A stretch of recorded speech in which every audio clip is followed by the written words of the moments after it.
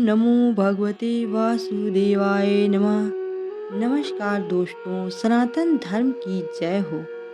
हिंदू धर्म शास्त्रों के अनुसार प्रत्येक वर्ष फाल्गुन कृष्ण एकादशी के दिन विजया एकादशी मनाई जाती है।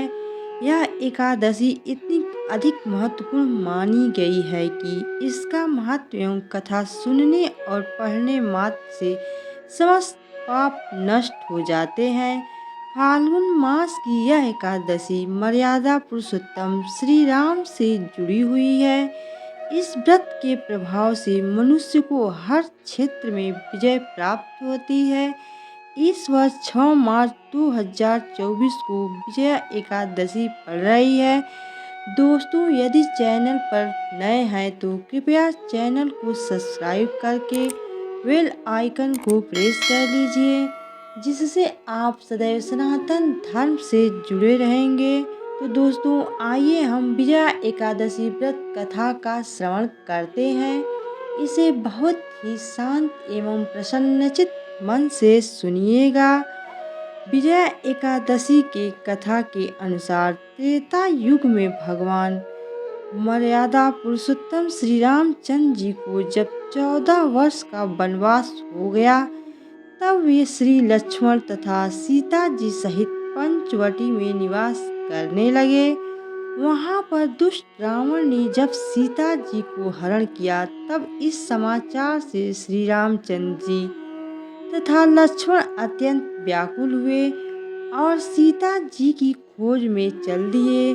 घूमते घूमते जब वे मरणासन जटायु के पास पहुँचे तो जटायु उन्हें सीता जी का वृतांत सुनाकर स्वर्गलोक चला गया। कुछ आगे जाकर उनकी सुग्रीव से मित्रता हुई और बाली का वध किया। हनुमान जी ने लंका में जाकर सीता जी का पता लगाया और उनसे श्री रामचंद्र जी और सुग्रीव की मित्रता का वर्णन किया। वहां से लौटकर हनुमान जी ने भगवान राम के पास आकर सब समाचार कहे। श्री रामचंद्र जी ने वानर सेना सहित सुग्रीव की संपत्ति से लंका को प्रस्थान किया।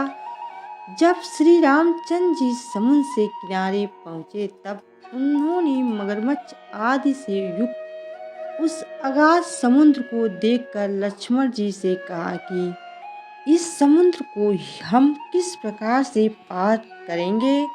श्री लक्ष्मण ने कहा, हे पुराण पुरुषोत्तम, आप आदि पुरुष हैं, सब कुछ जानते हैं। यहाँ से आधा योजन दूरी पर कुमारी द्वीप में बकदालभ्य नाम के मुनि रहते हैं।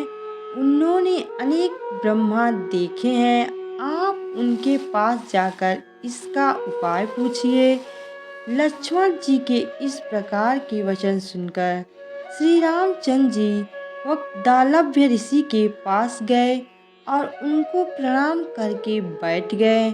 मुनि ने भी उनको मनुष्य रूप धारण किए हुए पुराण पुरुषोत्तम समझकर उनसे पूछा कि हे राम, आपका आना कैसे हुआ।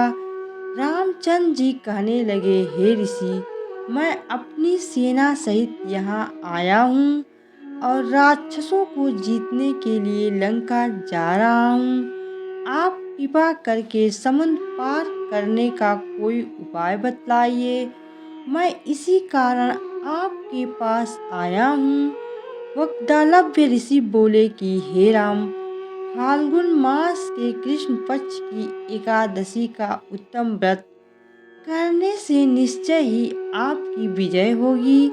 साथ ही आप समुद्र भी अवश्य पार कर लेंगे। हे राम, यदि तुम भी इस व्रत को सेनापतियों सहित करोगे तो तुम्हारी विजय अवश्य होगी। अतः हे राजन, जो कोई मनुष्य विधि पूर्वक इस व्रत को करेगा, दोनों लोकों में उसकी अवश्य विजय होगी।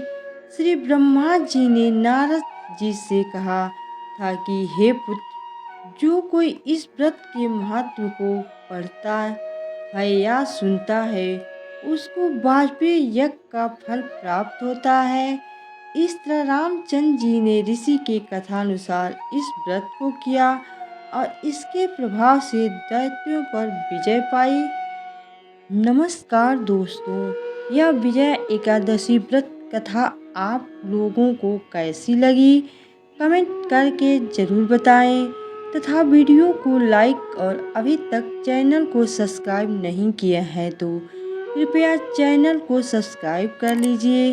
सदा आपके ऊपर भगवान विष्णु जी की कृपा बनी रहे। ओम नमो भगवते वासुदेवाय नमः।